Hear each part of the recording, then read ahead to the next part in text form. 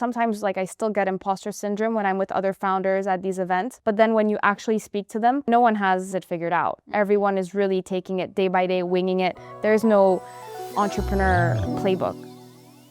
I'm Horea, a 4-time entrepreneur who knows how brave you have to be to start your own venture. So I'm talking to women entrepreneurs, creatives, and experts to understand what it really takes to do things your own way. Welcome to Oshi Can Drive, the podcast where we have brave conversations about dreams, challenges, and trade-offs to help you take the next step on your unique journey to building something meaningful. Let's get into it.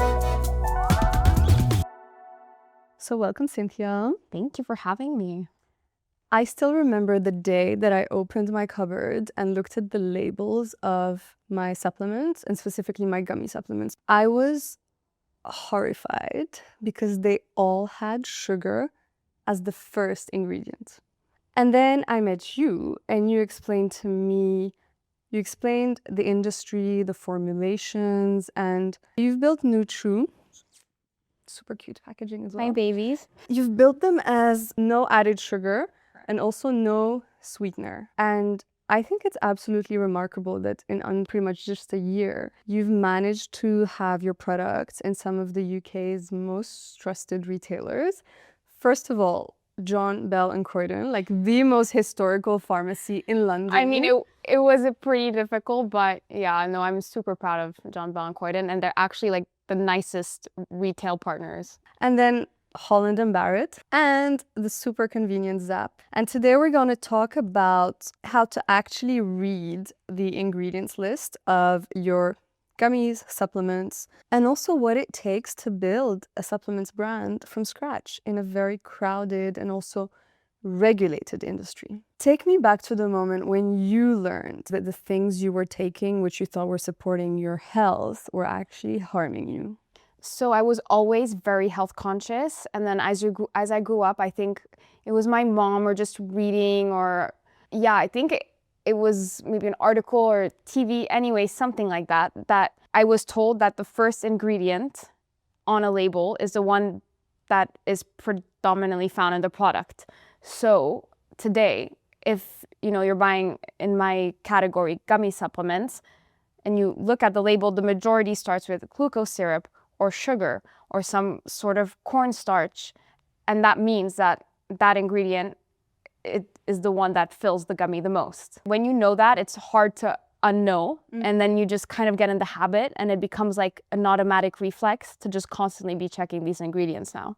It's a great reflex to have. Would you say, if you wanted people to have like one thing that they take away from this episode, would it be to just have that awareness? It's so easy today to just make that like automatic move. And I think that if there is one thing that your audience should retain from this conversation, it's that kind of little behavioral switch, if you will. And what are some of the non-negotiables if someone is looking at the label? Like if they're on that list, you do not want to buy that product. Your classics, the glucose, the starch, the cane sugar. Just because it says organic doesn't mean it's that much better for you. At the end of the day, sugar is sugar.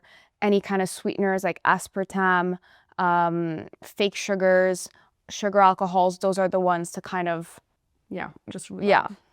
So when did you realize that the sweeteners or like the sugar alternatives were also not that good for you? So a few years ago, I was diagnosed with IBS, which is essentially a gut health diagnosis. And I wanted to take gummy supplements at the time. All of them had sugar. So I was like, okay, well, I'll just go for sugar-free. And I just noticed that all the sugar-free alternatives had fake sugar. So aspartame, xylitol, glucose, syrup, all of that stuff. And because I was researching IBS, I then found out that artificial sweeteners are worse for your health than actual sugar. And that's kind of when I had the spark and I was like, oh, okay, makes sense. In your experience, having been diagnosed, having been through a journey to kind of heal yourself from that, first of all, how did you experience it? Like, what were some of your symptoms with IBS? Symptoms was constant bloating. I would eat like just fish, vegetables, bloated. Like I'd eat super healthy and like I don't understand why. Then I went to see a bunch of doctors. They're like, cut out gluten. So I did that. Didn't work. Then do this diet, do that. Nothing worked. And then I went to see this naturopath. Thank God I went like the natural holistic medicine route. And that's when I was told that I had IBS. And when we spoke, you mentioned about it was a process of learning to trust your body again. What was intuitive versus what you had to unlearn from what maybe like the medical sector was telling you, marketing of brands and, you know, just the overall narrative in the wellness space? Well, she already had told me that I don't necessarily need to cut out things for life. It was more moderation. Like, you can have your dessert, you can have your carbs. If it's like a healthy carb, have it as much as you want. If it's processed, enjoy life, you know, as long as it's like moderation and you're balanced. But the number one thing that stuck to me after seeing her was your stress level. And that's when I kind of started meditating. I hated it. Like after 2 minutes, I was over it. So then I just told myself, okay, I'm going to start with 5 and then slowly but surely like increase the time. But it really is a lot of stress and you're bloated. So then you stress about being bloated, but because you're stressed, it causes more bloating and it's like a vicious cycle.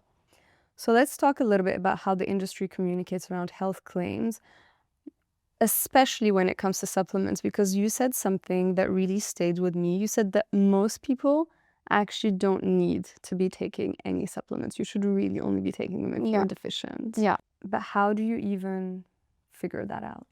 So our bodies are very smart.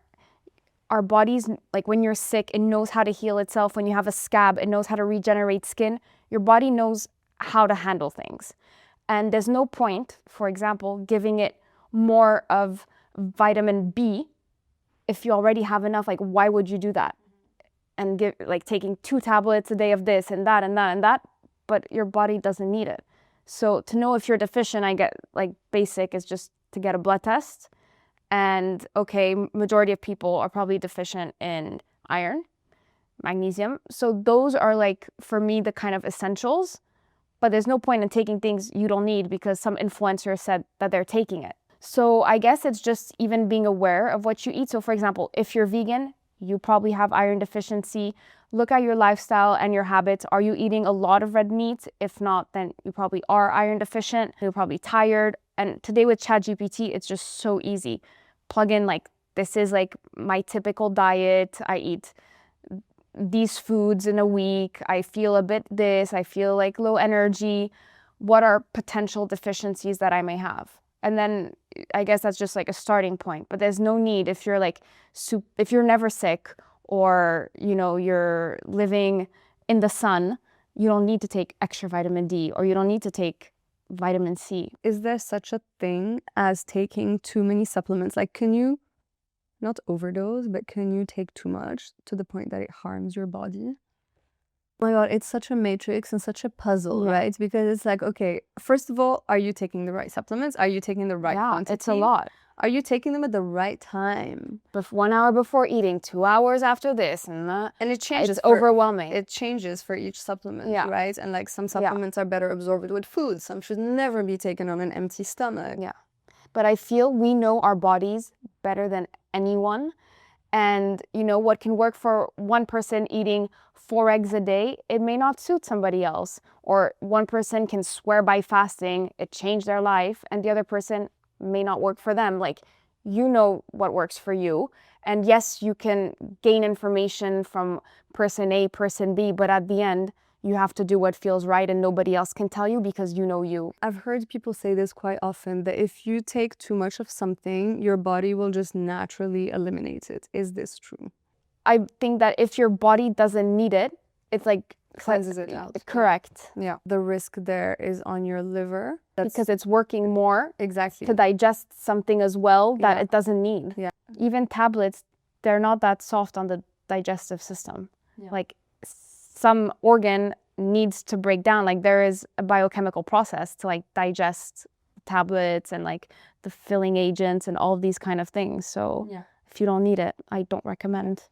How long should someone be taking a certain supplement before they can start to see results? I think it depends on the supplement, and every brand is going to, you know, write down it, like expect results in like 4 to 6 weeks. But for example, like my ashwagandha gummies, they take around 40 minutes to work. So it really depends on the supplement. Because, for example, the hair, skin, nails, and the immunity gummies, I would say, again, 4 to 6 weeks because it's more of a treatment, like a course.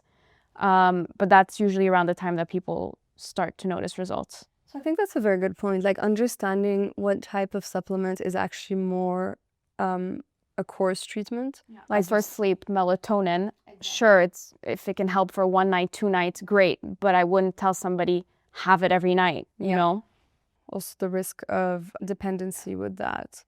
So I now want to talk about the brand. First of all, the global supplements industry is massive. It's close to 200 billion. In the US alone, it's almost 70 billion. In the UK, it's much smaller, I think around 4 to 5. But it's huge, it's crowded, it's very attractive, it's very fragmented. So my question is, knowing that, what made a 24-year-old decide to step into this industry and let alone do it solo?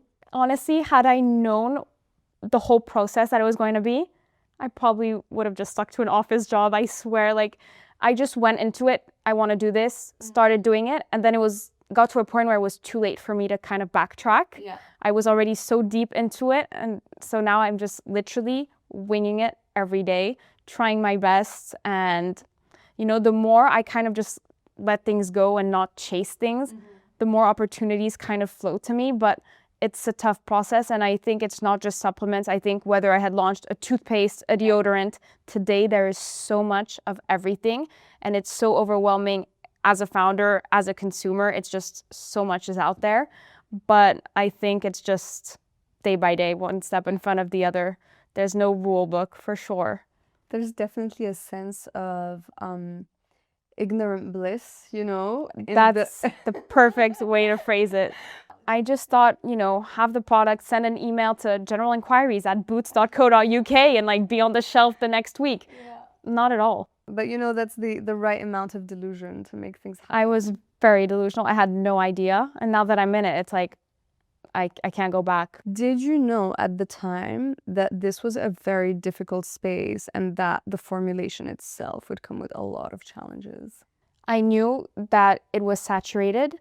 But I always told myself that if you have an idea for something, for a product, it's because you couldn't find it. So there clearly is a gap somewhere. And when it came to gummies, when I had my IBS, the gummies out there had sugar. And the ones that were sugar-free had sweeteners. I'm not saying I'm the only gummy brand in the world to offer gummies that don't have sugar or sweeteners, but they weren't predominant. I had to really dig, and it was like a struggle to find. So I wanted to kind of be at that forefront in terms of like the clean gummy alternative, 100%. Yeah. So it took me a year to find a supplier that could offer no added sugar, no sweeteners. Every other supplier I spoke to, sorry, but we need to have the sugar or we need the sweeteners. If not, we can't create the gummy consistency. It's not possible, blah, blah, blah. And obviously that's my USP. So it just took me I wasted a year basically to find a supplier. But like, why is that? Because I'm like, for me, when I had this conversation with you, I'm like, if there is a way to make it, then why are most brands not doing it? Because I think the majority of the brands that are offering gummies today, they're big pharma, they're already established. The consumer today is not so well versed in terms of gummy supplements. Like they don't have, like we were talking about, the automatic reflex of taking the gummy and reading the ingredients. They just assume, okay, vitamin, good for me, bingo. So yeah, it's just really frustrating, but I guess it's just easy.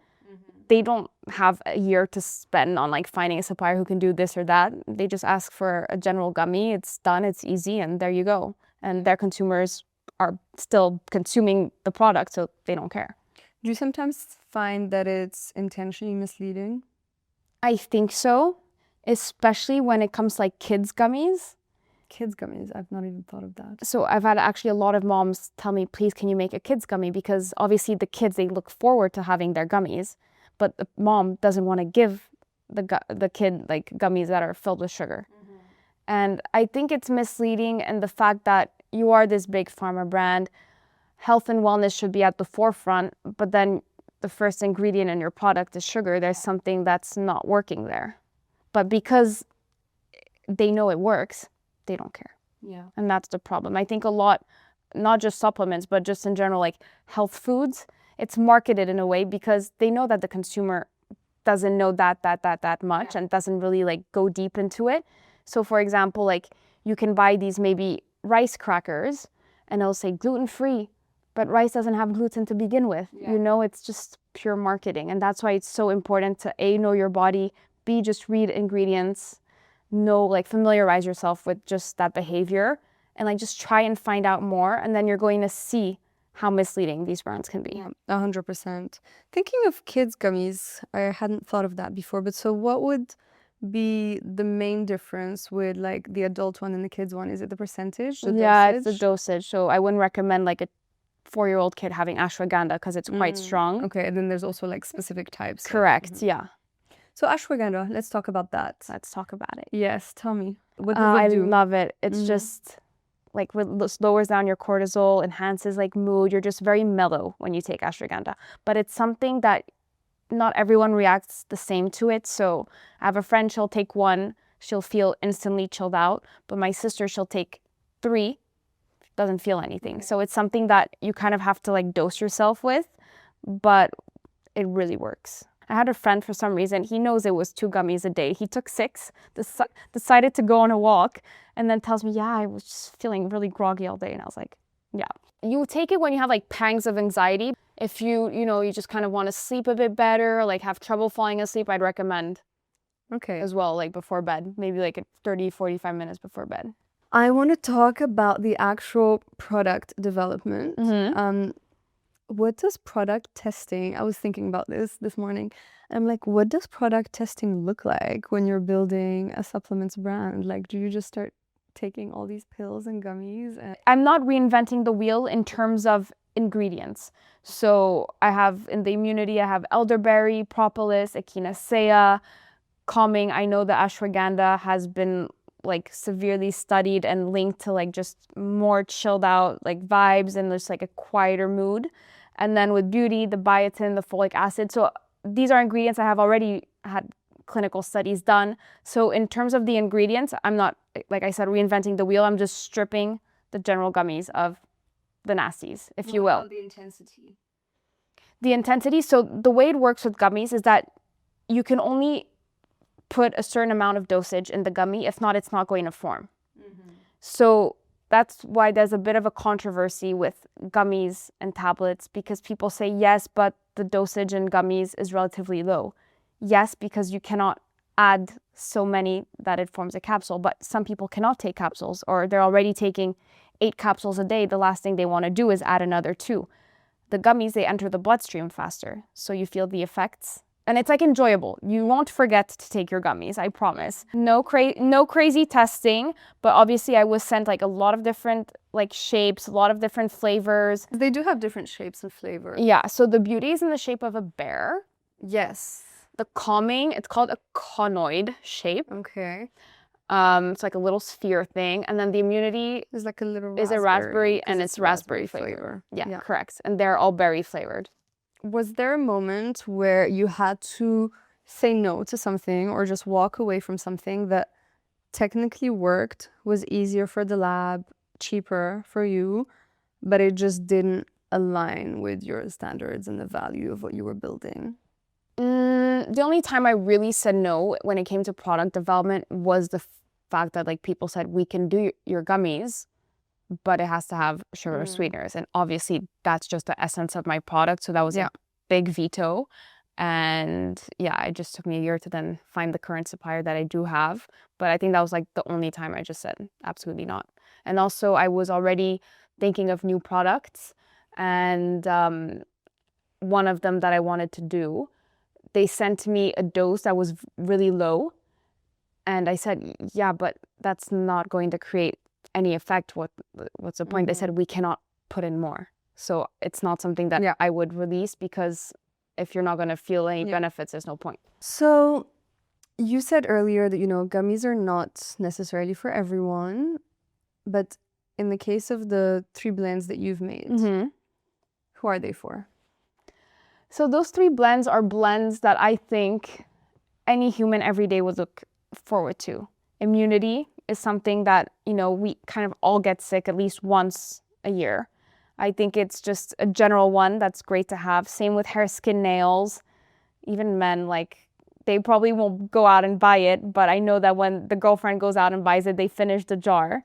And calming, because, everyone is stressed today. Mm-hmm. And I think that one is very popular because just everyone needs to find a way to cool. For the immunity one, is it generally prescribed as a more preventative measure? Or? Yeah, preventative. So a friend of mine took it and then told me like a few weeks later that she usually gets sick and this time of year, and that she didn't get sick and since she started taking the gummies. So I would say it's more preventative. Yeah.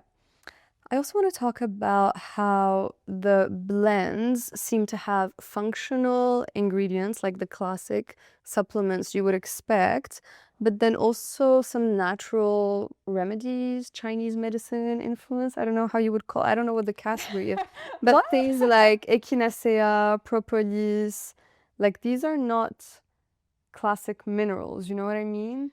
They're not, but if you, for example, research just like, what do you recommend if I'm always sick, that's like quite natural. Yeah, natural remedies. That's yes, right. And correct. The ashwagandha as well. Correct, It's more yes. an adaptogen. Correct. Because I was so health conscious growing up, I knew that these were good ingredients. So if I could put them in a gummy, so be it. Perfect. What's maybe a type of feedback or comment that you received in the early days that really shaped like a decision that you had to make about the product? To be honest, I really like the product. I was the one, selling it. At the end of the day, my close friends and family liked the product. That was all I kind of needed. And today I have great feedback. Yes, I have the occasional, it's quite sticky, it sticks in your teeth. But if you let me explain that that's because there's no added sugar or sweeteners, you're more likely to be okay with it. But then I have other customers who love the fact that it's like a bit chewy and sticky because it reminds them of like a Haribo. So I think when you have a product, you're always going to have some people who love it, some people who hate it. When you're a celebrity, you have amazing comments, you have hate comments, and it's just sticking to like what you believe in. Okay, let's talk about the business in terms of I guess the numbers, the business model. For someone who may be thinking of starting a business in this space, so what is, in your case, what is your business model? So I'm predominantly B2B. And when I first started, I wanted to do it all. I wanted to have amazing online sales. I wanted to be in every store. I wanted to have PR. I wanted to have TikTok. I wanted to have this. And at the end, I was burning cash so fast. And the thing is that if you don't have a clear strategy, then the cash is just going to go. The sales aren't really going to come in. And it's just a lot of effort without like clear tunnel vision, and just it's not going to make sense.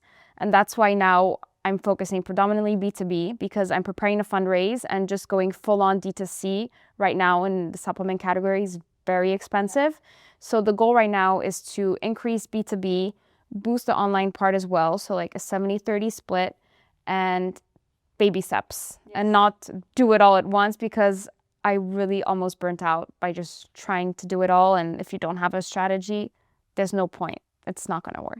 I feel like unless you make the mistake, it's hard to learn from them, even though they are costly mistakes for sure. But thank God I learned it year 1 and not, year 5 losing millions. Okay, so let's talk about those lessons. What have been some of the biggest lessons that really made a difference? To not compare my brand to brands that have been there for plus 7 years. I remember when I first launched and I was on LinkedIn, and I still am way too much, like even on Sundays, it's really bad. I was just constantly comparing my brand and just me, myself as a founder, to these brands that have existed for so long. And it's like, they were once in my position, and I have to give myself grace, and it'll just take time or not. You don't know what can happen tomorrow, but it's just a process and a journey to get there. And I think it's just, giving myself grace and being kinder to myself, because I have already accomplished so much without a team. I think it's just important, even like in general, we shouldn't be comparing ourselves, but even with a business, it's kind of the same thing. You said something really important. So It's been just you so far. Yes. Sounds completely crazy. Obviously, you're working with different experts. I've outsourced like Instagram, like some things I don't handle, but the everyday operations is me. And you're about to start fundraising. Yes. So how is that experience? Because I'm sure just the process of preparing to start pitching to investors is making you look at the business differently, right? And also the decision-making process. 100%. I have to get really clear on what the strategy is, which I did not know before this whole like cash burning situation. So, and I actually went to like a investment founder networking kind of event. And what all these investors have told me is that they invest more in the founder than in the business. Yeah. Like if they see potential, if they see the drive, they're more likely to invest. And I was just like, thank God, because I feel like I could be that kind of founder more than like the business side of it. And I've never had a business. I'm winging it. I've done predominantly well B2B. I'm trying my best. Like I have the passion and the drive and the perseverance. All I need now is just like a bit of guidance because I am trying to like create a brand of gummy supplements that, you know, kind of skyrockets at some point, I hope. And by myself, I can't do it. No, you cannot. I definitely cannot. I think there's something really important there with the fact that when you're starting something new, it's really helpful and beneficial for you as a founder to have done a bit of the work in all aspects of the business so that you know what it takes. 100%. But at some point, you actually need to surround yourself with people that know their like they're experts in their better than you. Correct. You know? So they can uplift you and the business. Yeah. And you can't know it all. You really it's can't. Impossible. Also, something that I think one investor said that stuck to me was they'd rather invest in a great founder with a not so great idea than with someone that has an unreal idea, but the founder's just not it. What's something about running the business that you completely underestimated? Getting in touch with the buyers.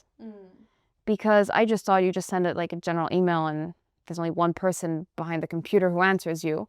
But you have, for example, let's take Holland Barrett. They have a bunch of buyers within just one category. Sure, you can email them, but what if they don't answer? The majority don't. They're bombarded by brands like mine. And it's just following up and following up and following up. But then I also have to deal with logistics for something or this or that or regulation. And it's just like overwhelming to have to keep following up. And that's one thing I'm just chilling out about.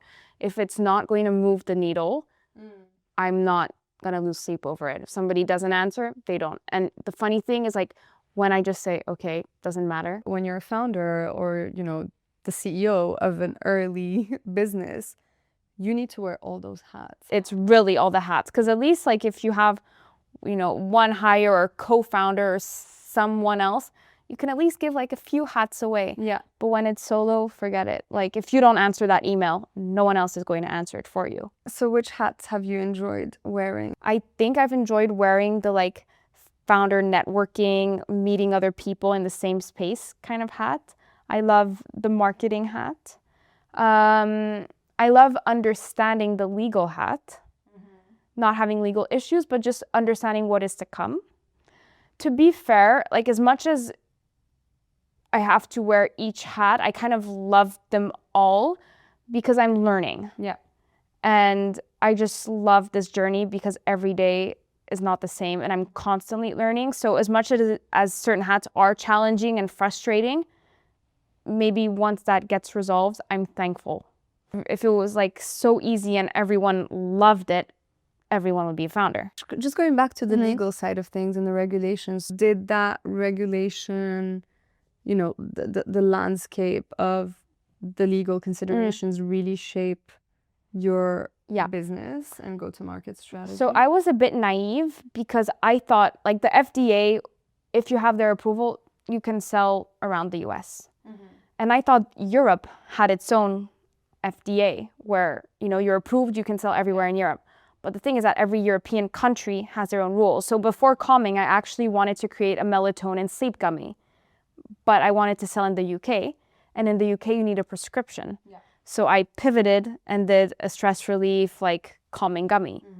But every country has its own regulations, and that's why it's a bit frustrating, because your formulas can work really well and like be allowed to be sold in France, Belgium, whatever, but then in Greece you can't have a certain ingredient, and so you'd have to like reformulate it just for that country. So I'm looking into the UAE right now. It's a bit complicated, but I do trust that there's a market for it there. Let's talk about the founder life. Here we go. What's your day-to-day like? I don't even know where to start. I mean, it's really bad, but like I'll wake up, brush my teeth, automatically opens her computer with like the toothbrush like this, like just checking if I'm gonna have like an okay day or I'm starting stress. It's really bad. You can tell from that From moment. just depending on how many emails I get. Okay. But then honestly, you know, actually in the new year, the more I've just kind of adopted the mindset of chill out, you know, you don't have to like chase and chase and chase, just like allow things to come. Like work has been way more chill, and it's actually amazing right now. So like day to day, it depends on the kind of email I'm gonna get, but like today I had a call with a potential investor / advisor, had to send him some gummies for sampling. A cafe in Mayfair was interested as well. So then going onto like the warehouse platform, sending out all the orders. Then I'm always going to take, you know, some time to do what I want to do. That's like the good thing about being a founder, is you make your own rules.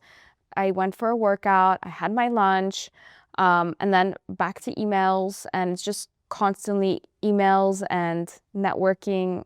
And yeah, it just kind of depends on the email I receive. So what does a bad morning look like? A bad morning would be if, for example, so I'm sending gummies to the UAE for a potential distributor, and my warehouse company tells me you forgot to attach the invoice. All the operational, logistical. Yeah, and it's like, oh, I have to then edit the invoice, add the address, it's like those little things that it's not the end of the world, but it's just annoying and time consuming. Yeah, it's like the small things. The small things, absolutely. You also told me the other day something very real. Some days you wish you were in an office job, but then some days you're at the beach with your laptop and you're like, actually, no, this is great. No, the freedom of working for yourself, your own hours, where you want to work, it's unmatched. It really is.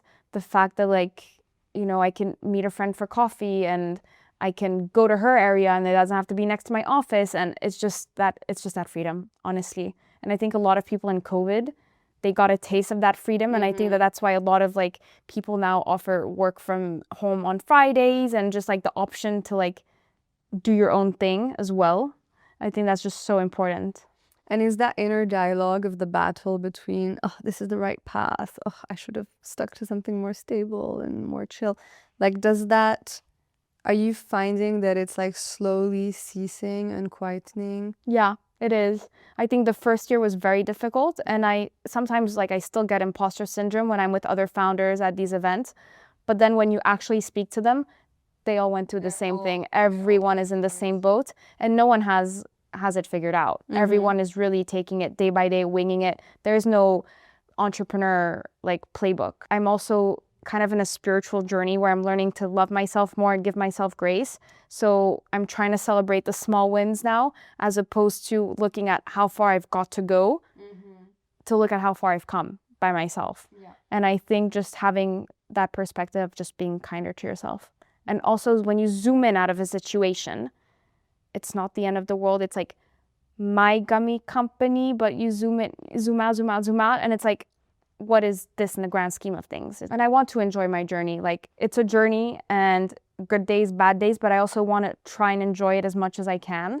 I never have bad days like I used to, because I do like meditate regularly.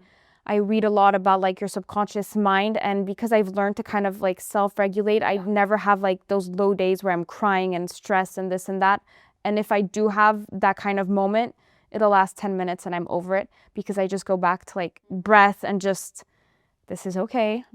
Like there's always a solution. And at the end, I really have the belief that everything works out.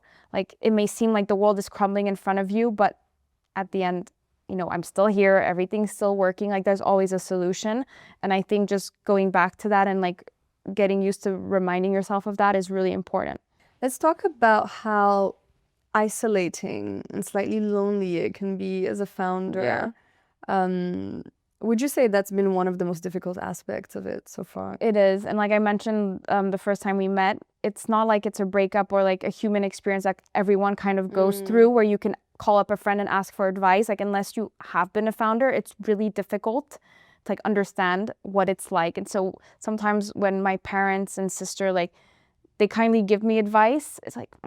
And I think that in of itself can feel isolating as well, right?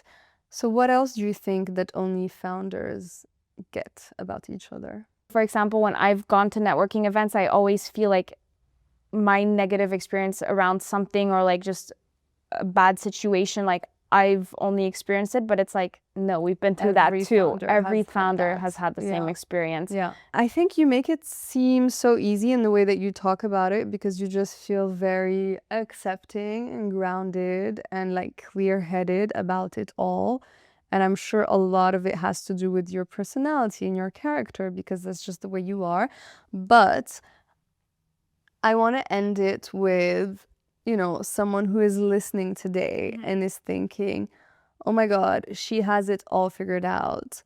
Like, what would you want to correct about that? She really does not have it all figured out. She's just taking it one day at a time because I don't know who I can meet tomorrow. I don't know what can happen to the business tomorrow, to me, myself, and I personally tomorrow. And it can change the whole trajectory. I can wake up and have a video go viral and who knows? And it's just, there's no point in stressing yourself out about things that haven't happened because the past is dead, doesn't exist. The future doesn't exist. All we have is right now. And you should just really enjoy the present moment because that's where your future is also made. Yeah. So now looking back to the younger version of you, what would you want to tell her? It's going to be difficult, but it's also going to be so worth it. And you have like the power within you.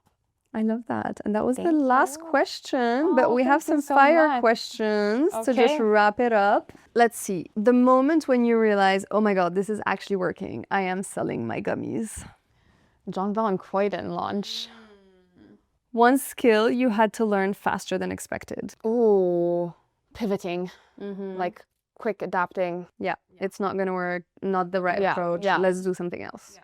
One claim you refuse to make, even if it would sell your products more. It will change your life. The most misleading word in wellness marketing. Sugar-free. So that doesn't mean it's good for you. One ingredient you always check first on a label. I think glucose syrup, like cornstarch, potato starch. The hardest part of being a solo founder? Being very lonely. Yeah. A founder myth you no longer believe. They know what they're doing. True, that's a good one. They know they have it all figured out. What keeps you grounded?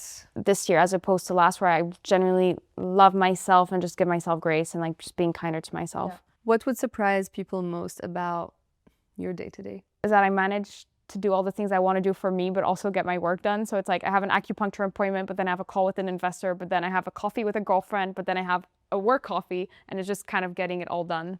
What's something I've outgrown? People pleasing. That's such a good one. Ugh, I'm so done with people pleasing. What did your people pleasing look like? Yes to everything, even though I didn't want to do certain things or be in certain places or like, can you do this? Can you do that? Yeah, sure. And I just really didn't want to. And what are you growing into instead? People choosing. I choose my people now. Like I choose my tribe, and like I don't want to be surrounded by people who are going to drain me. I want to be surrounded by people who are going to give me energy and like be positive. I think that's very common. I think everyone in their early 20s will go through that where they're just like giving so much of themselves to others and saying yes. And I think it's part of growing and figuring out what you like and what you don't like. But for sure, there comes a time where you need to reevaluate and be like, okay, now I want to do things differently. Amazing. Thank you so much. Thank you for having me. me. That was great. Thank you, my love. Oh, I loved it.